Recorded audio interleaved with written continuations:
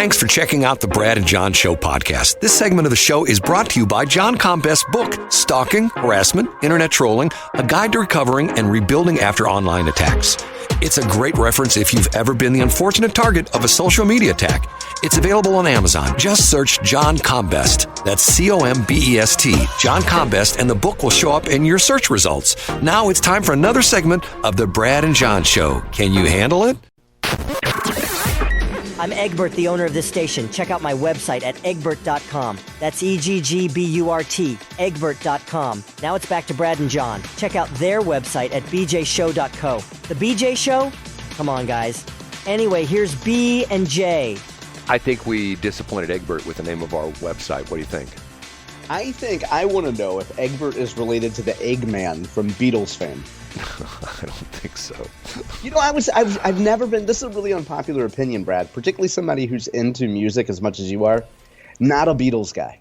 Well, now here's the interesting thing. You say as much into music as I am. I'm not really that much into music, and that was always a frustrating thing for me because there's a lot of guys got in the radio business and guys I worked with who say, where else can I get paid to sit and listen to music all day? I've never been a music. I've been more of a radio guy, you know, communicating and stuff like that. Okay, I wouldn't have even thought of that distinction, but I see what you mean. Well, but the crazy thing for me is I'm one of these guys that is way out of my demo for the kind of music I listen to because I still enjoy pop music. I still enjoy. Yeah, well, look at Westplex 107.1. Well, that to me, you know, once again, stations playing essentially 25 years worth of music from 2000 on up, the noughties in through where we're at right now. Mm-hmm. And, you know, once again, the artist on there that I like still, you know, I listen to some old Christina Aguilera, the old Britney Spears stuff, you know, like, for sure. You know, and then you've got some new artists, which I really like, the lady out of England, Mimi Webb, who I think is incredibly talented. The other day, someone sent me a video of Kelly Clarkson doing She wasn't doing cardio, right? No. First off, I didn't recognize Kelly Clarkson again because now she's slimmed down again. Have you seen her really? Oh, wow, really? Yeah, No, yeah. She looks, I mean, I didn't even recognize her. Somebody sent me the video and you go, you'll really like this. She was doing her rendition of the, who is it? Is it Miley Cyrus, the big song she's got now, When We Were Young, When I Was Young, or whatever it is? Oh, yeah. But I used to be young. Right, used to be young. Okay, and you see, that shows you how bad I am at music. I can't even remember the title of the song. Anyway, she did it live on her show with her band behind her, and it was incredible. I mean, and I'm thinking to myself, wow. This woman has been knocking it out of the park for what? 22 years now? Yeah, since American Idol. The original American Idol was, here, look at that again. We talked about this one time before. That was like 02 maybe, something like that? I in believe, the ballpark, I believe you're right. I think this is like 22 years, and she was the very first season. And I mean, and it's funny because there have been majority of the American Idol people, if you know, like the winners, they've just disappeared. I mean, you just don't hear about them anymore. Obviously, yeah. Now maybe some of that is by choice. No, it's to the point where well, you know, hold on, I got to look at this. American. Let me look at Wikipedia here. By the way, I came across a really fascinating video the other day, and I'm going to just touch on this briefly because we don't have a lot of time this break because I want to talk about something else. But actually, my son sent this to me. Hold on, let me type this in. American. Here, you talk for a minute. Why I can't talk and type. So one of the things that Brad has teased that we might get to this segment, or we might get into tomorrow, is Brad got some feedback on the podcast setup. Now, I don't know what it is, so when we listen either later today or tomorrow, we're going to get John's reaction in real time. And our listeners are still asking us when Brad will talk about his relationship with the St. Louis Cardinals. And I don't know how far and how hard we want to push Brad on this, because I have a feeling that there's a lot of emotion involved. Well, part of it is I'm very frustrated by the fact that, quite honestly, they are very hard to work with. Okay, let's put it that way. I see what you're saying. Right.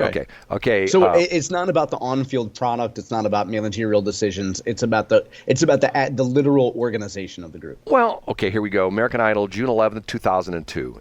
That's released on Fox, and it ran through. This is the original version.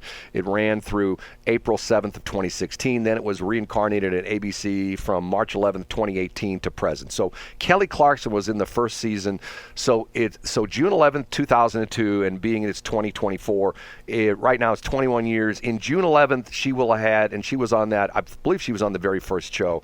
In June 11th, it will be 22 years since we first met Kelly Clarkson. She's been around almost as long as JohnCombest.com. Not quite, because who has? But that's a long time. Right. Okay. Now, you were talking about what were you goading me about the Cardinals again or something like that? I was goading you, first of all, about you had podcast feedback, you said. Oh, yeah. The podcast feed, here, let me write this down. I'm trying to think. Podcast feedback. The podcast feedback was, and I take the show and we do it in 3 segments, A, B, and C, and they're all about 17, 18, 19 minutes. You know, the first, and we run the show from top of the hour till about 20 minutes after. Then we play some commercials. Then the next runs about 22, 23 after to about 40, and then the last segment, which we're in right now, runs about 43 up to the top of the hour. Okay, so I put them on the website as 3 separate segments. Correct. And they are on. If you go every day, I put a post on our page, bjshow.co. I got it right that time. And the person complained that they wanted to listen to the entire show, but they couldn't do it without having to stop.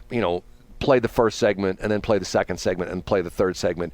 Which, if you go on the post, they're all there in a row. And to me, it's very simple to just, when the first one ends, you just click the button for the second one, it starts. Sure. And then you click the button for the third one when the second one ends. But okay, that's the feedback. Okay. Well, and also, I think we should say, first of all, we're in an environment in which people are used to one click.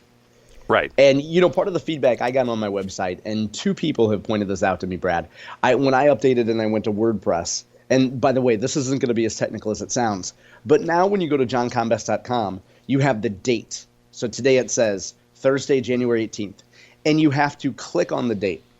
I know a wonderful woman who's a lobbyist in Jefferson City who explains to me that she, quote, doesn't understand WordPress, unquote, because she has to click on it.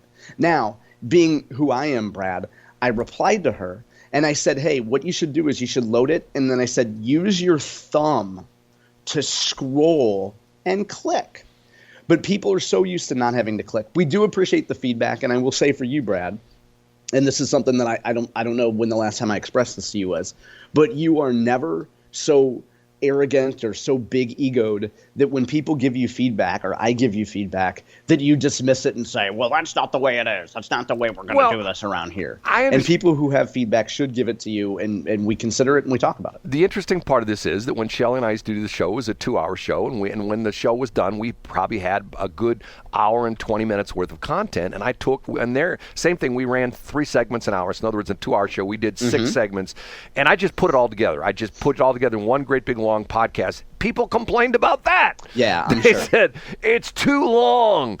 And I'm going like, okay, well, and once again, you can't please everybody. Right, but we appreciate the feedback. Well, the other thing is too, Brad, a lot of folks listen to us when they're coming to and from Jeff City. I know people that listen to us just during the evening rush hour when they're going to pick up kids, and they don't want to have to press another button. So we hear that. Well, the idea being is it's the way we put it on the website on bjshow.co. It's very easy. At least it is to me. And matter of fact, I can tell you a crazy story that you can actually listen to all 3 episodes at the same time, because if you go on the post, you hit, start, they'll all start at the same time. So, so that way, if you're really good at listening to 3 things at once, if you have, like me, 4 kids, where very easily I could listen to 3 things at once. 3 things at once, remember I That's true. I had 4 kids and a wife. I could listen to 5 things at once. Absolutely. And still, or you could at least make them think you were listening to them, Brad. Right. Okay.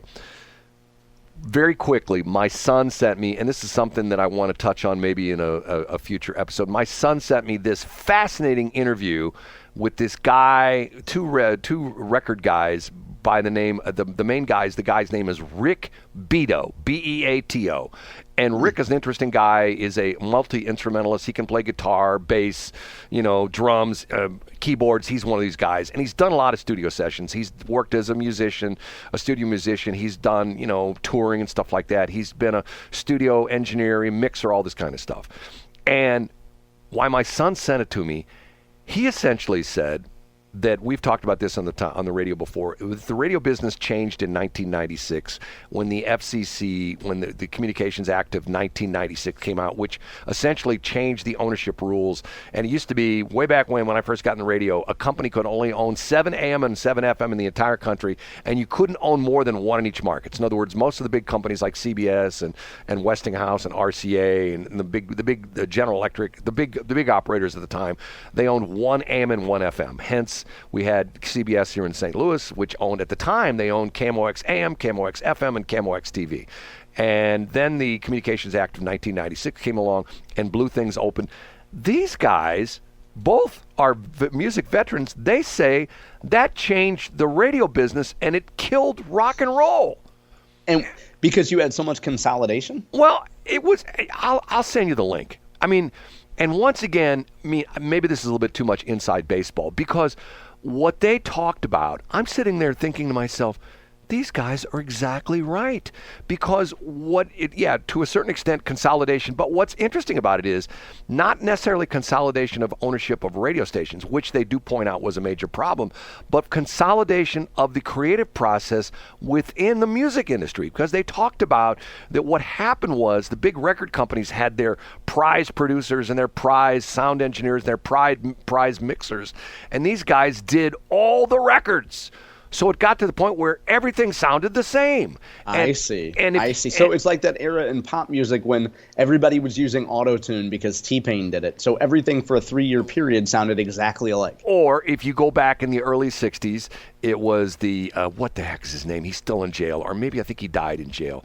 The little guy who was a sexual predator, right? Yeah. And he God, what was his name? He killed his girlfriend, shot. Yeah. They were playing. But he was a little manlet. Wasn't he like a little short guy? Phil Spector, okay? Phil Spector, that's who he was. Then for a while, Phil Spector had what was called the Wall of Sound. And that's what the Beatles used, right? That was what they were known for. No, they didn't. The Beatles weren't necessarily the Wall of Sound. What Phil Spector did was, Phil Spector used these relatively new devices called compressors at the time, which essentially took everything and made it the same volumes. In other words, you didn't hear any depth in the music. Everything sounded the same. In other words, it'd be like if you went to like a concert hall and let's say you went to Powell Symphony Hall, that the drums are in the back and the violins in the front. You have that I have presence. his Wikipedia up right now. Right. About the Wall of Sound. You're right. Brian Wilson, all these other examples. Right. Yep. Whereas essentially what he did was everything he did sounded like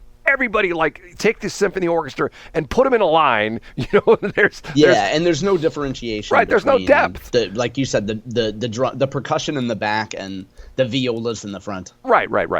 So I'll send you this video. It's pretty interesting. Okay. Now, go ahead. Last thing to talk about. Okay. I got to get this off my chest. Mm-hmm. This bothers me quite a bit because of the fact that I used to be a member of this organization. And I know some people are going to roll their eyes. Oh, my God, he was an NRA guy. I used to be an NRA for a number of years. I felt that the NRA had lost its way when they got so politically wigged out and weirded out, and to the point where I think that, I know you like her, but when the NRA hired Dana Lash, that was like they jumped the shark, okay? Because what happened was the NRA turned into this. The NRA used to be their two goals in their existence were to train people to both adults and kids. They still have a very good training a system for kids called Eddie Eagle. Essentially, you train kids for gun safety and stuff like that. But train people for the proper and legal use, and I stress legal use of firearms. You didn't have NRA members who were, like what they call what the Glock switch is. You know what I'm talking about? Yeah. Where essentially you can CD print or 3D print a little thing that goes onto the back of your Glock, and it turns it into an automatic weapon. Yeah, it's like a post-fab thing. Right, and you pop out this little thing in the back of the Glock, and you pop this little thing in that guys are knocking them out on 3D printers, and all of a sudden your semi-automatic Glock goes from one trigger pull, one bullet per trigger pull, to you pull the trigger and a 30-round magazine is emptied in 1.2 seconds. They go that fast. Okay, so that's what the NRA was against. Okay, well, Wayne LaPierre, and this is in the news because he just resigned last week. And there's a big court case going on. Letitia James, the same lady that's after Donald Trump, is after the NRA. She tried to their charter, their corporate charters in New York. She tried to get their corporate charter essentially ended. Same thing she's trying to do with Trump, trying to get his so he can't do business in New York anymore. Only she was trying to get him to essentially not be able to do business in the United States. She's always trying to. She's always trying to. Let me try that again. She was also trying to force them into Chapter 7 bankruptcy, which is involuntary bankruptcy, where you don't declare bankruptcy yourself. The court comes along and says, "Okay, you're taking your assets. You're not viable." Long story made short, Wayne LaPierre and his top people gutted the money from the NRA, and they lived this lavish lifestyle, corporate jets, fancy vacations, expensive clothes, expensive, lodging. Everything that too many big organizations turn into, right? Right. It's a well-worn tale. And the average NRA member is Joe Sixpack. The average isn't wearing tailored suits and going on exotic vacations. They're wearing Carhartts and Red Wings. You know what I'm saying? Yeah, absolutely. And they resent the fact that their dues money is being spent for this. Some of them have, and they've had a lot of problems because there's been a backlash because people have seen this and go okay, this is not my NRA. They're all in New York. I mean, they're all in Washington. They don't really represent. Which leads to more people founding more groups that may be a little bit further on the ideological spectrum, right? Right, and there are several groups like that. And it's sad to see what's happened. It's, in my opinion, it's sad to see what happened to the NRA. And I'm glad, and the interesting thing about it was the case started on Monday. Wayne resigned on Friday. Do you think there's a correlation there? Yeah. Yeah. Do you think there's hope? Can you rebuild it, or is it done? I don't know. Who knows? I mean, I hope they're the best. I think that they go back to what they're supposed to be. Essentially to push anti-gun legislation out, stuff like that. Can Clinton Lucas ask for some money from the White House to help rebuild it? Probably not. Not with Biden there. Okay, we have to say goodbye, John. Say goodbye. See you guys on Friday.